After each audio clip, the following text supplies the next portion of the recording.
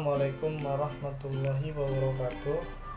Perkenalkan, nama saya Muhammad Suni Hardik, kelas Ilmu Komputer 5.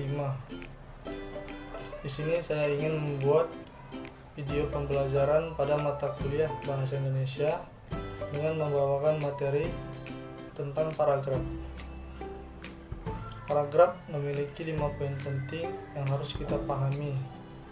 Yang pertama yaitu hakikat paragraf, yang kedua fungsi dan syarat paragraf, yang ketiga unsur paragraf, yang keempat kerangka paragraf, dan yang kelima yaitu macam-macam paragraf. Pertama kita membahas tentang hakikat paragraf. Hakikat paragraf adalah satuan bentuk bahasa yang biasanya merupakan hasil penggabungan dari beberapa kalimat.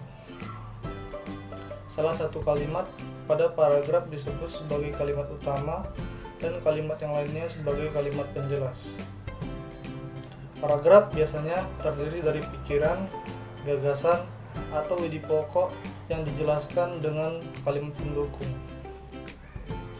Pembuatan paragraf terdiri dari fakta dan opini yang berisi tentang penjelasan berdasarkan kenyataan yang terjadi, kemudian diberi pikiran penjelas berupa pendapat penulis.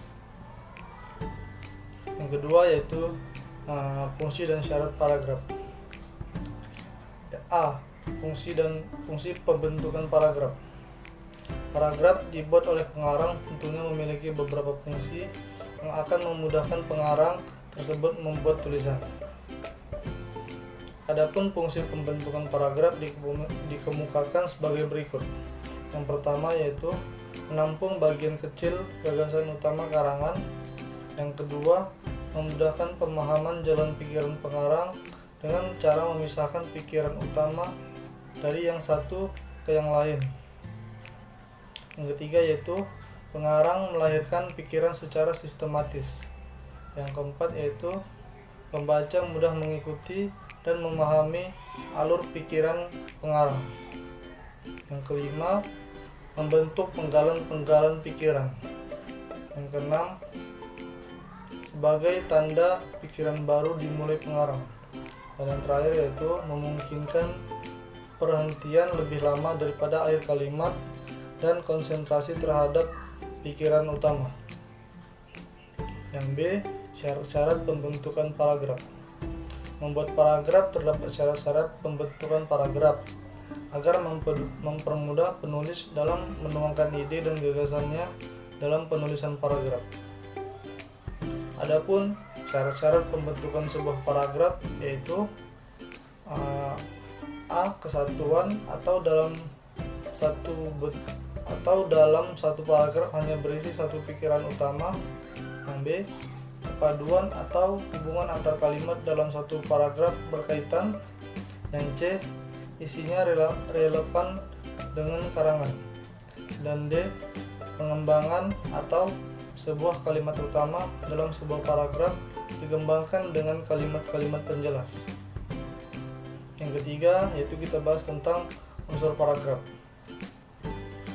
Unsur paragraf, pembentukan paragraf yang baik kiranya memerlukan beberapa unsur, yaitu satu, kesatuan, yang kedua koherensi, dan yang ketiga pengembangan.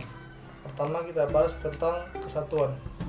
Kalimat-kalimat dalam satu paragraf harus menggambarkan hubungan dan menunjukkan ikatan untuk mendukung satu gagasan dan pikiran sebagai pokok pikiran. Kesatuan berarti ada hubungannya mengenai masalah dan tema dalam pengembangan. Yang B, koherensi. Kekompakan hubungan antara sebuah kalimat dengan kalimat lainnya yang membentuk satu paragraf. Koherensi atau kepaduan yang baik, terjadi hubungan timbal balik antara kalimat yang satu dengan kalimat yang lain. Misalnya, dalam kalimat awal menjelaskan tentang keindahan alam Indonesia, maka dalam paragraf tersebut berisi hal yang sama. Yang ketiga yaitu pengembangan. Gambaran mengenai kesatuan dan penyatuan akan jelas terlihat dalam pengembangan paragraf. Informasi-informasi dan keterangan yang diberikan ada hubungannya dengan kalimat-kalimat yang harus berkembang dalam paragraf tersebut. Yang keempat yaitu kita bahas tentang kerangka paragraf. Kerangka paragraf. Sebelum membuat paragraf, ada baiknya menyusun kerangka paragraf terlebih dahulu. Karena dengan menyusun kerangka paragraf, maka akan mempermudah penulis dalam membentuk sebuah paragraf. Penyusunan paragraf sebagai berikut. Yang pertama yaitu menentukan tema terlebih dahulu. Yang kedua menentukan ide pokok dengan menuangkan kalimat yang menjadi ide dasar paragraf. Dan yang ketiga yaitu menuliskan kalimat penjelas untuk mendukung ide pokok. Yang kelima kita bahas tentang macam-macam paragraf. Paragraf dapat dibagi berdasarkan isi dan letak kalimat utamanya. Adapun penjelasan sebagai berikut. Pertama, jenis paragraf berdasarkan isi memiliki 5 poin yaitu narasi, deskripsi, eksposisi, argumentasi, dan persuasi. Pertama kita bahas tentang narasi dulu. Narasi adalah paragraf yang menceritakan atau mengisahkan suatu kejadian atau peristiwa. Bentuk ini mementingkan urutan kejadian dan tokoh Sudarno dalam hikmat. Contohnya, pergilah Mita ke pasar menggunakan sepeda ontelnya. Sesampainya di pasar, dia membeli kebutuhan hidupnya bersama ayahnya yang sakit-sakitan. Setelah semua barang sudah dibeli, ia kembali mengayuh sepeda ontelnya untuk segera pulang ke rumahnya yang hanya berupa sebuah gubuk kecil yang berada di pinggir sungai. B. Deskripsi. Deskripsi adalah paragraf yang menggambarkan suatu objek sehingga pembaca seakan bisa melihat, mendengar, ataupun merasa objek yang digambarkan itu. Objek yang dideskripsikan berupa orang, benda, ataupun tempat. Ciri-cirinya yaitu adalah ada objek yang digambarkan. Sebagai contoh, kucing adalah hewan terlucu di dunia. Kucing termasuk hewan mamalia. Kucing dapat tidur dalam waktu 13 jam per hari. Kucing memiliki bulu yang lembut. Kucing juga memiliki 4 kaki. Mata kucing dapat menyala pada malam hari. Ia akan mengeluarkan kukunya saat merasa ada bahaya. Itulah deskripsi mengenai kucing. Yang ketiga yaitu eksposisi. Eksposisi adalah paragraf yang menginformasikan suatu teori, teknik, kiat, atau petunjuk sehingga orang yang membacanya akan bertambah wawasannya. Ciri-cirinya adalah ada informasi. Sebagai contoh, manusia adalah makhluk ciptaan Tuhan yang paling sempurna. Ia tidak hanya dilengkapi dengan anggota tubuh yang indah, tapi juga kemampuan dalam berpikir. Kemampuan inilah yang membedakan manusia dengan makhluk hidup lainnya. Yang D. Argumentasi. Argumentasi adalah paragraf yang mengemukakan suatu pendapat beserta alasannya. Ciri-cirinya yaitu ada pendapat dan ada alasannya. Contohnya, bekerja dengan giat merupakan kunci dari kesuksesan. Seseorang yang mempunyai niat yang besar dalam bekerja akan dapat menghadapi masalah yang ditimbulkannya. Dengan niat yang besar dan tekad yang kuat, pastilah seseorang itu akan sukses dalam bekerja. Jangan takut gagal dan jadikanlah kegagalan itu menjadi jalan menuju kesuksesan. Yang E. Persuasi. Persuasi adalah paragraf yang mengajak, membujuk, atau mempengaruhi pembaca agar melakukan sesuatu. Ciri-cirinya ada bujukan atau ajakan untuk berbuat sesuatu. Sebagai contoh, merokok dapat menyebabkan banyak penyakit bagi si perokok maupun bagi orang di sekitar perokok. Oleh karena itu, sebaiknya janganlah merokok ataupun berada di lingkungan perokok agar kita terhindar dari penyakit dan tetap hidup sehat. Yang kedua, jenis paragraf berdasarkan letak kalimat utamanya. Yang pertama ada paragraf deduktif, yang kedua ada paragraf induktif, dan ketiga paragraf campuran. Pertama dibahas yang A, paragraf deduktif. Paragraf deduktif adalah paragraf yang dimulai dengan mengemukakan persoalan pokok atau kalimat topik, kemudian diikuti dengan kalimat-kalimat penjelas. Sebagai contoh, narkoba adalah obat-obatan terlarang yang dilarang peredarannya di pasaran. Penyalahgunaan narkoba berdampak negatif bagi orang-orang yang menggunakan. Salah satu dampak negatifnya ialah halusinasi. Penggunanya bisa berhalusinasi yang mana dia akan terlihat seperti orang gila atau sakit jiwa. Tidak hanya berhalusinasi, narkoba juga memiliki banyak sekali efek samping yang merugikan penggunanya seperti kecanduan, kejang-kejang, sulit bernapas, dan tekanan darah tidak normal. Yang B, paragraf induktif. Paragraf induktif adalah paragraf yang dimulai dengan mengemukakan penjelasan kemudian diakhiri dengan kalimat topik. Paragraf induktif dapat dibagi ke dalam 3 jenis, yaitu generalisasi, analogi, dan kausalitas. Contohnya, penyalahgunaan narkoba berdampak negatif bagi orang yang menggunakannya. Salah satu dampak negatifnya ialah halusinasi. Penggunanya bisa berhalusinasi yang mana dia akan terlihat seperti orang gila atau sakit jiwa. Tidak hanya berhalusinasi, narkoba juga memiliki banyak sekali efek samping yang merugikan penggunanya.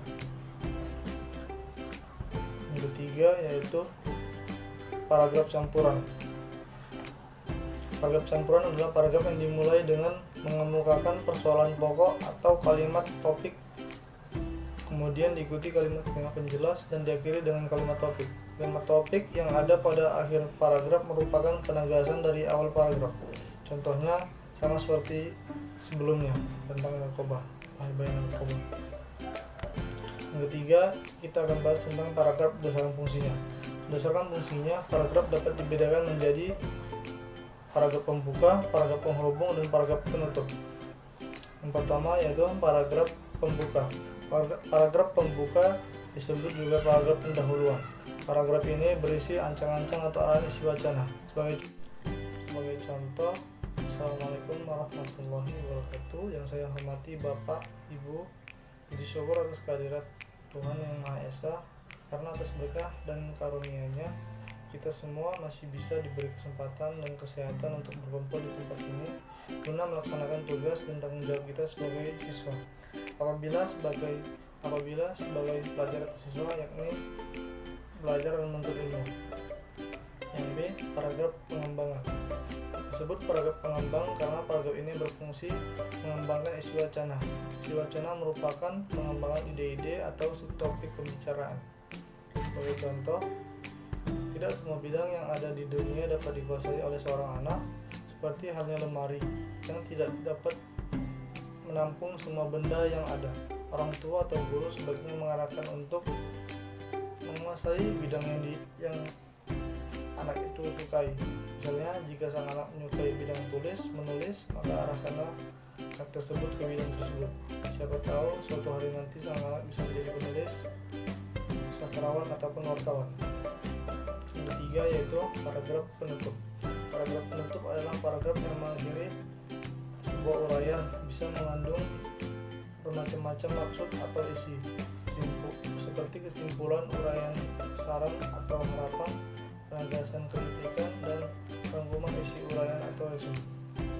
Sebagai contoh, dari pemaparan di atas, kita bisa simpulkan bahwa sampah elektronik adalah sampah yang sulit diurai layaknya sampah plastik. Salah satu alternatif mengelola sampah ini adalah didaur ulang menjadi barang yang berguna. Hal ini perlu dilakukan karena sampah ini tidak bisa dibuang ke sampah. Jika dibuang ke tempat sampah, maka pencemaran lingkungan pun pasti akan terjadi. Mungkin inilah yang bisa saya sampaikan. Lebih dan kurangnya mohon maaf. Saya ucapkan Assalamualaikum warahmatullahi wabarakatuh dan terima kasih.